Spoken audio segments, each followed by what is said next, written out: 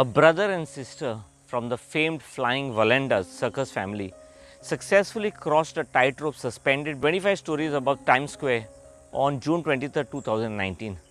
Now, the seventh generation daredevil, Nick Wallenda, was 40 years, and his sister Liana, 42, started at the opposite ends of the 1,300 feet wire between Building 1 and 2 of Times Square and crossed in the middle in a sweat-inducing stunt aired live on ABC.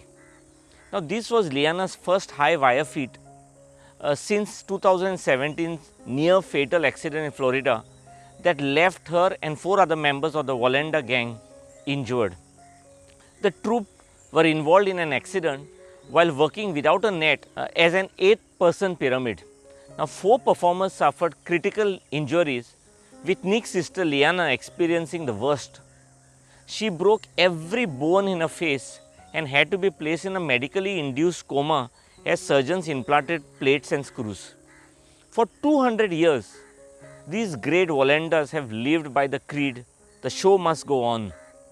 8 generations of the Wallendas have travelled the world performing the greatest feats in the circus history.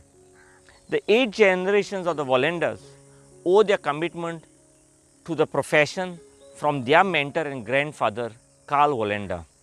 Now, Carl Wallenda, the great-grandfather of Nick and Liana, died in 1978 while attempting to walk between 2 10-story hotel towers in Puerto Rico. In 1978, at the age of 73, Carl Wallenda attempted to walk between the 2 towers of the 10-story Condado Plaza Hotel in Puerto Rico on a wire stretch about 121 feet above the pavement. As a result of the high winds and an improperly secured wire, he lost his balance and fell during the attempt. Now, Warren Bennis, a renowned professor of business administration at the University of Southern California and a consultant to various multinational companies and governments around the globe, shares something he calls the Wallenda factor, named after the great tightrope aerialist Carl Wallenda. Every time Wallenda took the tightrope, Bennis remarks, his life was at a risk, yet he never thought about failure. Now, shortly after Carl Wallenda fell to his death in 1978, his wife, also an aerialist, noted that this was the first time that she remembered him worrying about falling. He seemed to put all his energies into not falling rather than walking the tightrope.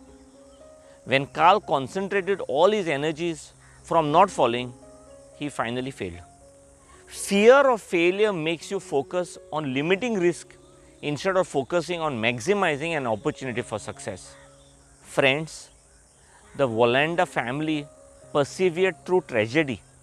Had the family stopped performing after the death of their grandfather in 1978, lives of generations of Wallenda family would have been vastly different, not to mention the thousands of people worldwide who would have missed out on the joy of seeing the family perform. There are so many good reasons to get back up in life's wire and press on. But how do you get up and continue the show when you have been knocked down so hard so many times? How do you continue to move forward through intense seasons of loneliness, pain and loss? Life is like traversing a tightrope. If you think you need a safety net, it won't be long before you fall. Have you ever been so afraid of failing at something that you decided not to try it at all? Or has the fear of failure meant that subconsciously you undermine your own efforts to avoid the possibility of a larger failure? Have you ever considered how your choice to sit out of the show of life could impact yours and other people's world? Your family, your children, or strangers who would miss out on the joy of seeing you use your gifts and talents? And what would be the impact on your own life if you retreated from the plans and purposes God has for you? Fear often is the biggest cause of failure in life. As soon as you start telling yourself that you will fail, you will. And that's the Wallenda factor in action. Fear extinguishes far more dreams than failure does. Yet you must not allow them to detract you from your belief in your vision and yourself. If you have faith in what you are doing, and your own abilities, you will be successful. Inside every human being is a desire to pursue wild ambitions and discover new possibilities. There is a would-be entrepreneur, motivational speaker, freelance writer, dancer, stage performer, photographer, or an artist in all of us. But unfortunately, most people spend lives in the routine, nondescript comfort zone because they are too intimidated to chase a goal that seems uncertain and prone to fail.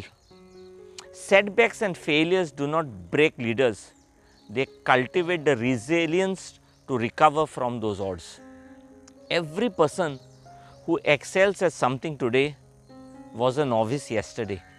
They too made mistakes and failed, but they kept trying because they weren't afraid of failure. Most of us will stumble and fall in life. Doors will get slammed on our faces and we might make some bad decisions. But think of the opportunities you'll miss if you let your failures stop you. The key to the Wallenda factor happens at the interaction of three behaviors: attitudes, two is habits, and third is responses. Self-knowledge, self-acceptance and optimism are just the right attitudes required for resilience. Learning from experience and building relationships with people constitute good habits. And finally, finding a purpose, taking control and asking for help is the response you require. You get what you put your energy in. That means if you focus on what your outcome should be, your chance of achieving it is much higher.